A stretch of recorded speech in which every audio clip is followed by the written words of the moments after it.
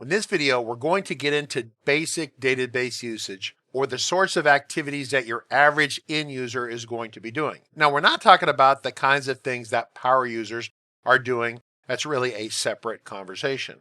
We're talking about very basic, minimal sorts of things that an end user will be doing within a FileMaker application.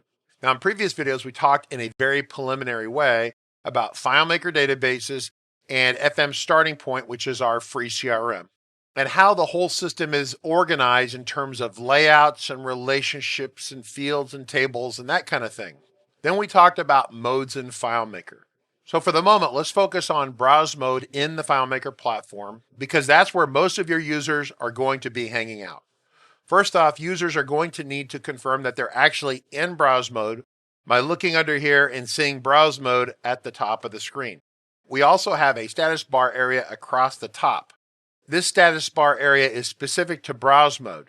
Now, when you get into find mode, you'll see a different status bar area for that mode, but they can look similar. I can flip through records and navigate between records that are in my database. Now, I'm in the context data entry screen right now, which means that I'm in the contacts table because of the way this database is organized. It's organized very simply in a straightforward fashion. Now, I can also jump over here to the records menu in FileMaker, and I can see a lot of the commands and controls that I have here have been replicated up here as well. In fact, in the old days, the status area was organized along the left side of FileMaker back in much older versions of the FileMaker platform. Players restructured the side status area and moved it across the top.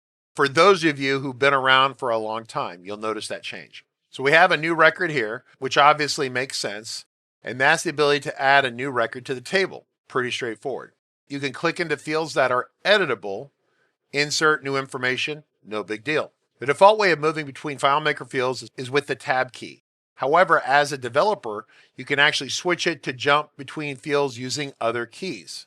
But by default, FileMaker likes you to move between fields using the tab key. You could also use the shift key. Hold the shift key down and press the tab allows you to go backwards. So the tab key goes forward, shift tab goes backwards. Also under here, you have the duplicate record command, which means that if you have a record and you click duplicate, you can see my record count went up 1. And so maybe I could have Richard D. Carlton, right? And then on the previous record, I could have Richard Carlton. So 1 was a duplicate. That's kind of handy. Then we have a couple of menu options here, which are pretty dangerous. This one is delete record, which deletes a single record. This right here deletes everything in our found set. Now, we haven't talked too much about found sets yet, but it's basically all the records you're currently focused on, and that will be indicated right here. If we did a find and I would stay focused on all the records that say Carlton on it, I can actually go into find mode, and once again, we'll do finds here in another video. But I just need to narrow this down a little bit, so I'm going to do a search or a find for Carlton. This command right here is a delete a single record command. I can also delete a single record. Now keep in mind there's no undo for this. The only way to get back a record that's been deleted is to go to a backup copy of your database that you may have saved yourself, or maybe that was saved automatically on your FileMaker server. And if it's set up to make a backup copies, well, then you could get a backup copy from there. And so it's a permanent sort of delete.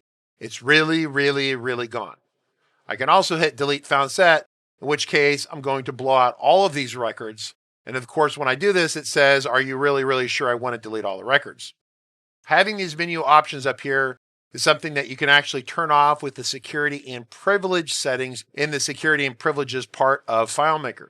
So if you go up under here to manage security, you can go into here and turn these things off, and we'll cover that in a different video. Ideally, you turn this off for most users. At the moment, we're logged on as an administrator with the master password. So of course, we can see everything.